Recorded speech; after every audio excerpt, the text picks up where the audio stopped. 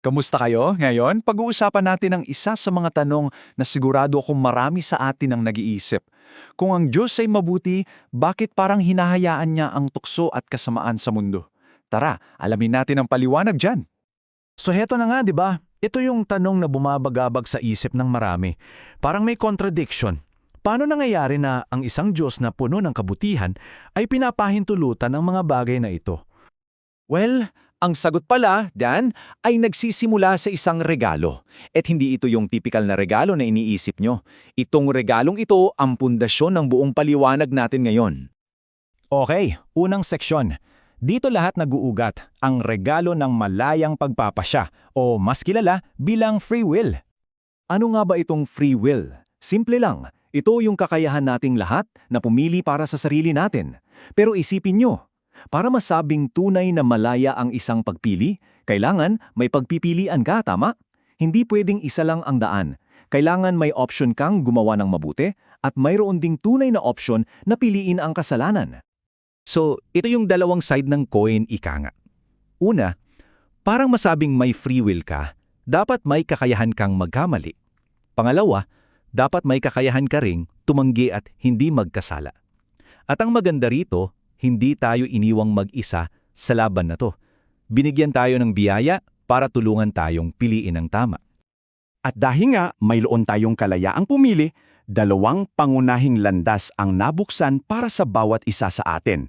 Ating silipin kung ano ang mga ito. Malinaw na malinaw ang dalawang daan. Sa isang banda, andyan ang pagtanggap sa biyaya na sa pamamagitan ng krus nalalabanan natin ang kasalanan at ang dulo nito ay buhay na walang hanggan. Sa kabilang banda naman, andyan ang pagsunod sa sariling pagnanasa. Itong salitang yokshim o yokshim sa Korean ay nangangahulugang kasakiman o makasariling hangarin. Kapag ito ang pinili mo, tinatanggihan mo ang tulong ng Diyos at ang hantungan ay salawa ng apoy. Ang bawat landas ay resulta ng isang pagpili.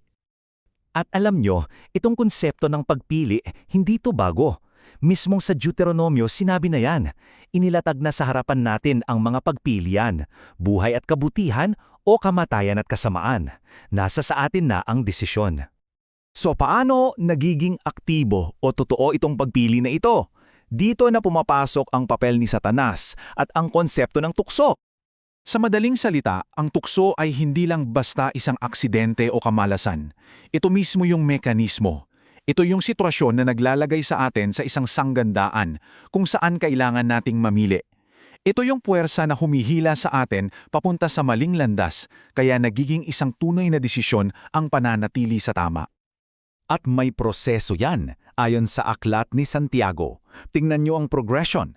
Nagsisimula sa isang pagnanasa o yokshim. Kapag pinagbigyan mo yan, nagsisilang ito ng kasalanan.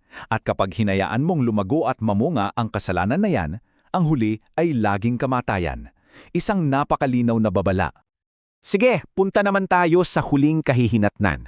Bawat desisyon, bawat pagpili sa pagitan ng dalawang landas na yan ay may katumbas na resulta. Super straightforward nitong chart na to, di ba? Kung ang pinili mo ay sumunod sa anak, tinanggap mo ang biyaya ng Diyos. Ang resulta ay buhay na walang hanggang. Pero kung pinili mong sumuway, tinanggihan mo ang biyaya at ang resulta ay ang lawa ng apoy. Walang gray area. Direct correlation. At para lalong idiin yan, ito ang sinasabi sa Juan. Malinaw na ang bunga, buhay man o puot, ay direktang nakadepende sa pagpili natin. Ang aksyon natin ang nagdidetermine ng lahat. At ngayon, narating na natin ang pinakapuso ng usapan. Ibabalik natin ang lahat ng ito sa orihinal na tanong. Kung ganun, bakit talaga kailangan pa ng tukso? Isipin nyo ito. Kung walang opsyon na magkamali, may halaga pa ba ang paggawa ng tama? Parang robot lang tayo, di ba? Ang pagkakaroon ng tukso ang nagbibigay ng bigat at kahulugan sa mga moral na desisyon natin. Ang pagpili sa tama, kahit mahirap, yun ang tunay na katuwiran. At ito ang pinaka-punchline ng buong paliwanag. Kung walang tukso, walang paghihiwalay. O sa Korean, mihoki opdamyon, kubundo opda. Isipin nyo, kung walang temptation, paano mo mapaghihiwalay o makikilala kung sinong tunay at sinong hindi? Ang tukso ang nagsisilbing salaan. So para i-wrap up natin, ganito ang daloy. Dahil sa tukso, napipilitan tayong gamitin ang ating free will. Ang desisyon natin ang nagpapakita kung saan talaga tayo lulugar, palapit ba sa Diyos o palayo. At ang pagpiling yan ang lumilikha ng separation. Basically, hinahayaan ng sistemang ito na bawat isa sa atin ang pumili ng sarili nating hantungan.